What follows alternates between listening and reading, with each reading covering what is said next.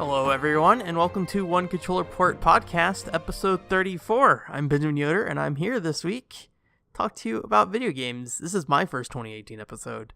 The last one was recorded in 2017, even though it posted 2018, but here I am.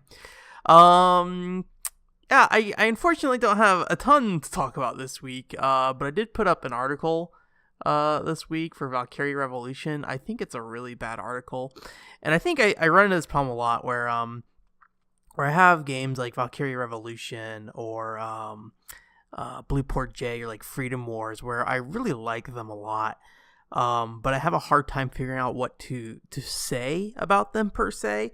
I'm so interested in pointing at the things that I'm like, oh, this is what's really cool about this game, that I don't know if I really get anything across other than say, hey, this thing exists in this game and I think it's pretty neat. But I don't think I really add any value to that conversation regarding that game or anything like that. It's kind of frustrating. I did kind of end up with Valkyria Revolution where it started out as like a review, and then I was talking to some friends and ran it by them, and some of them thought that I needed to just narrow the article down to just the story stuff. But I really wanted to talk about the gameplay since morale was kind of a big portion of both the gameplay and the story. So I kind of shoved them together, but they're really two different articles as much as I wanted them to be related to each other.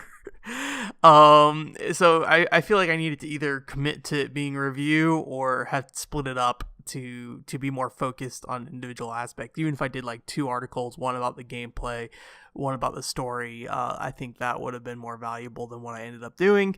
But I was surprised how many people actually did end up liking it. It got a pretty decent response, probably one of the better responses that I've had, actually. I just don't like the article itself. And I think on any article I do where I'm really passionate about a game, I generally feel like I flub it.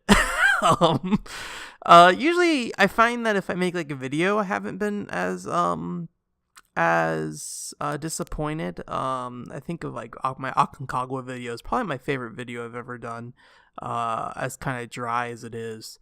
And I feel like that video is really good. I feel like I'm not really sure what exactly. I'd have to rewatch it, but I think it was a nice setup for it. Kind of talked about Argentina. I could do some research into Argentina and their video game industry. That was pretty cool. Things like that. And I also like my Rodea the Sky Soldier video from a while ago. That one's probably more passionate than anything, although again, the big thing with these games, especially like Valkyria Revolution, is that I feel like I have to sit here and say, yo, these are the problems with the game too. Don't sit here and think I'm saying this is the best thing ever, but at the same time it's there's tons of reviews out there that go over those problems. So it's not that you don't know that it's there. I just worry that someone reads my article and it's the only article they read about a game, and then they have some weird assumption about what that game is. And so I do generally want to try to cover the bad aspects of a game as well, and at least specifically with the type of games I generally end up liking and playing, and encouraging people to play, to be like, hey, this game has problems, but there's things to like here, and if you like what I've pointed out to you, hopefully you can give it a shot and see if you enjoy it. And I'm gonna guess that most people won't enjoy it. Sometimes there's definitely a lot of games I'll sit there and show to someone and be like, look, Drakengard 3, I'll sit there and be like, look, Drakengard 3 is like a 60-hour video game drama CD where you just get nonstop dialogue of people talking, but the gameplay is horrendously boring. Or at least it gets to that point. It's you get 20 hours in and then everything just starts repeating over and over and over and over and over again. Drakengard 3 is Drakengard.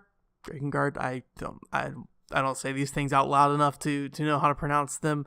But yeah, so yeah, that's up. If you haven't read it yet, I would say go read it if you want. It's kind of rambling, and I don't know if I really get to the point what I was trying to get to. But if you're curious about Valkyria Revolution, I do think it's a different perspective on the game. It's a title that I think does a lot with the premise of Valkyria Chronicles, and the type of story those games generally try to tell. And it's definitely not the best in execution. I would say Valkyria Chronicles 2 is probably the best Valkyria Chronicles game still. And if it wasn't, so I go back and forth. It's one of those things where I like them for two completely different reasons. I like Valkyria Chronicles 2 for not only the quality of the game, but also how well they executed on the idea of Valkyria Chronicles, despite being on the PSP. Because not only is it like, oh, they recreated Valkyria Chronicles on the PSP flawlessly, they improved the game using the PSP's limitations, which was kind of weird. It's probably just happenstance that happened, but it's a nice I don't know, it's a nice feeling to be like, oh, not only did they nail this, they took a weakness and turned it into a strength of theirs. And then I don't think Valkyria Revolution has that, but Valkyria Revolution does some interesting things with the story. I really love the Circle of Five, as kind of elementary their implementation is in terms of how the story tells their individual interactions. I really love that they're kind of unaligned with the rest of the main good guy force thing. So yeah, good game. Actually, really good music in Valkyria Revolution too. I will say that. There's some fantastic songs in there, and I like some of the battle themes because that whole game is kind of like a rolling power.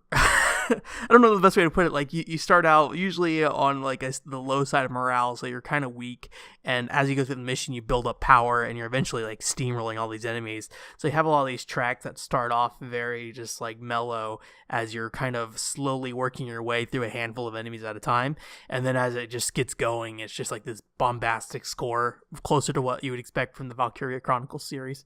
So yeah, there's me talking about Valkyria Revolution again. It's probably the last time I'll talk about Valkyria Revolution, unless there's something that pops up otherwise. But yeah, so that's cool. No progress on Xenoblade 2, unfortunately. I need to sit down and play some, but I have been playing Battlegrounds a little bit. I really like the vaulting, and the new map's pretty cool. I generally can't think of any changes that have been a problem. And then I know a lot of people will point to the hackers in that game. I haven't experienced that much myself. There's definitely been times where it's like, but I've generally had clean games, so I haven't really ran into the issue where that's been a problem yet. But it sounds like it's usually on the higher tier of the list, and I'm not going to say I'm good at Battlegrounds. I'm not that great at Battlegrounds. I feel bad because I think like every time we get a chicken dinner, I'm either knocked out or just like sitting there staring down my scope, still trying to find the person. I'm like, oh, I'm very useful to my team. I mostly played in a squad. But probably the most time I put into a game recently is Toukiden 2. I don't know when Toukiden 2 came out. Let's find out real quick. But Toukiden 2 is a Tecmo Koei game. I believe specifically, what's their name? Guys who do like Dynasty Warriors and stuff. Toukiden 2. What's that developer called? I'm blanking. Where is the Wikipedia entry? Because that's the easiest way to get inaccurate information. Omega Force. I think they do Dynasty Warrior games, right? Yeah, they do Dynasty Warrior games. Toukiden 2 apparently came out last year in America. I didn't know that. But Toukiden 2 is pretty rad. I like it a lot. It reminds me a lot of Freedom Wars a little bit, in terms of you have like this claw that you're using to grapple around. It's not nearly as functional as in Freedom Wars. There's very specific things you can claw onto, but it helps you kind of move around pretty easily, get back in on the enemy and like smack them and stuff. And there's a ton of different weapon types, each of which kind of have their own play style and their own set of moves. It's pretty standard for like a Monster Hunter style game, but I think there's just a lot of really nice quality of life things on it. Like basically when you're crafting material, you can just press square on that material and it'll tell you where it comes from, who drops it. You have also like this third eye mode kind of thing where you can look at an enemy and see what limbs they have that are breakable, rather than having to like sit there and go to a wiki and try to figure out what parts of a body will break. And then you have also like this third eye mode kind of thing where you can look at an enemy and see what limbs they have that are breakable, rather than having to like sit there and go to a wiki and try to figure out what parts of a body will break. And then you have also like this third eye mode kind of thing where you can look at an enemy and see what limbs they have that are breakable, rather than having to like sit there and go to a wiki and try to figure out what parts of a body will break. So there's just a lot of like nice quality of life changes here and there. I think it's got a nice style, although it's kind of limited. It's like a uh maybe like a feudal Japan kind of look to it, but because it's so dedicated to that style, a lot of the armor is kind of like yeah, it's like kind of like a color variation on this other armor. But I'm still early on. I'm in like the phase 2 missions right now, so it's definitely not at the point where I'm like, I think there's like 8 phases, so I'm not very far. But I've been playing with some friends, and the nice thing about it is there's actually like a weird demo version called Free Alliance, but it's more than a demo. So you can play through the first arc of the story, basically, and then you can also play Phase 1 without any limitations. So you can play up to Phase 8 in the multiplayer using this Free Alliance mode, but there's a stamina system, so you have 3 hearts, and basically you spend gems that you buy with real money to increase that stamina or like recover it. So I wouldn't recommend spending any money on the stamina just because the game itself is like $30 or $40. So if you're gonna sit there and spend money trying to play that game, you might as well just buy the full game. I've been like funneling them out of GameFly though. I have a group of friends who want to play, and I'm just like renting it from GameFly and buying them for $20 each because it's a lot cheaper that way. Yeah, it's that Free Alliance mode is like a nice demo, and it gives you a little extra because you can, it's a limited amount how much you can play, but you can continue all the way to the end if you really want to. You just can only do either 3 missions or one boss rush mode. So and then you have 1 stamina recover every 8 hours. So basically, you can do like 3 missions a night online. Which, hey, if you don't have a ton of time to play games, I think that's a nice package. But I'm buying the full game because I'm curious about the story. Maybe not so curious about the story. I just think the game overall seems pretty cool, and I would like to play the full game. So that was a nice little way to experience that game ahead of time and look at it and be like, hey, this is a really cool Monster Hunter style game. I'm glad I checked it out. I've been wanting to check out Toukiden for a while, but I didn't know a ton about it. So playing it and it feeling really good is nice. I am going with like the fist weapon, which is kind of like I think it's like a heavy tank weapon kind of thing, kind of close range. But yeah, Toukiden 2. I would recommend checking out at least the Free Alliance version. I think you get a really good idea of what that game is just based off playing that free downloadable version. And you get the first chapter of the game. It's basically demo, but with plus some more. So yeah. We're just gonna go right into Fortune Cookie this week. Just gonna jump right into it.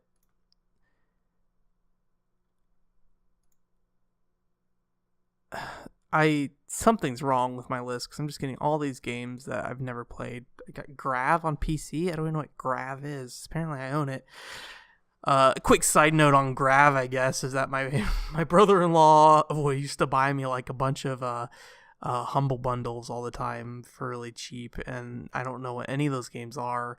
They're all like downloadable indie games, and I look at them like I know the big ones like Braid, but a lot of it's just like I don't know what any of this is, and I never ended up playing it. But speaking of PC games, Diablo 1, I actually played a lot of Diablo 1 back in the day. I was a big Warcraft 2 fan.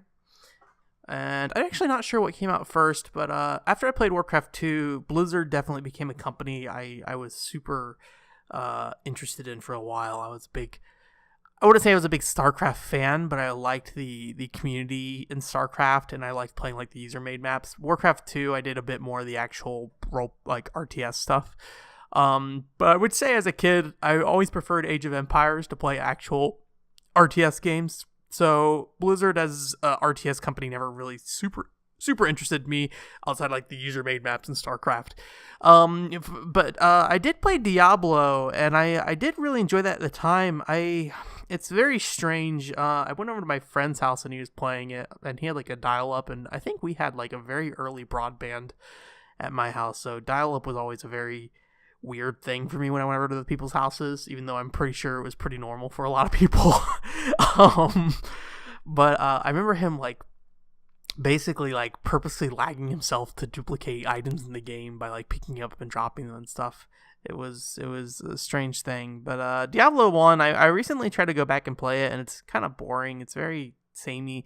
But I think at the time it was just really neat to see that kind of online game that was kind of pre like Phantasy Star Online, just kind of get 4 friends together and go, dungeon crawling, and or is it 3 friends? I think it maybe have only been 3 players in the original Diablo, but so 2 friends plus you, unless you're your own friend, then hey, 3 friends.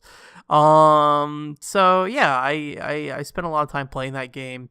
I would like to go back and beat it. I've never beaten Diablo 1. I'm pretty sure I got to hell a few times, but I never actually completed it. I didn't own Diablo 1 most of the time. My friend owned it, so I really only played it when I was at his house most of the time.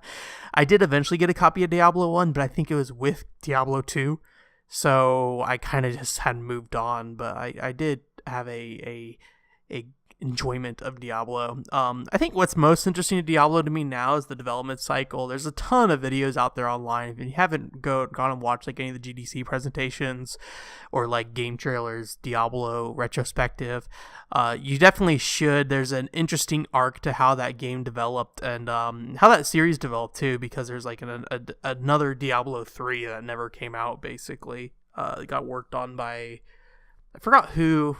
I forget, there's some kind of like split that happens after Diablo 2. But it's a fascinating series to learn about and how it evolved throughout its development.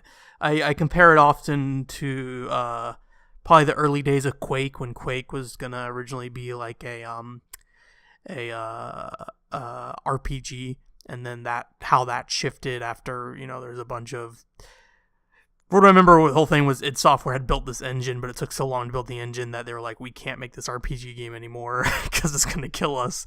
So they're like, let's make a Doom again, but like, different. It is different. Quake 1's a fun game. I do enjoy it.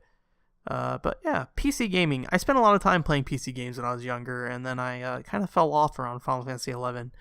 I fell off a lot of video games around Final Fantasy 11. I played Final Fantasy 11 probably from like 2003 to 2008.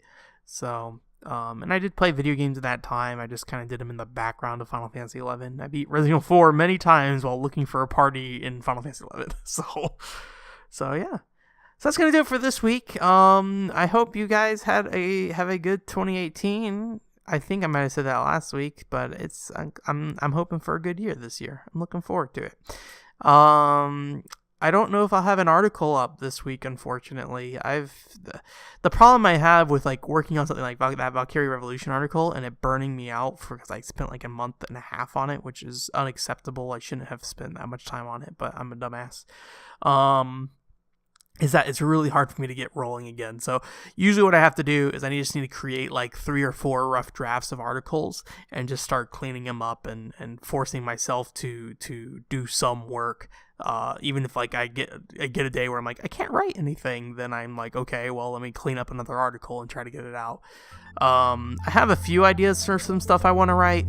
But I am a little burnt out, so I don't know. We'll see. I'll try to shove something in. I would like to play some Xenoblade Chronicles 2 this weekend. But yeah, we'll see. All right. Thank you guys so much for listening, and you guys have a good week.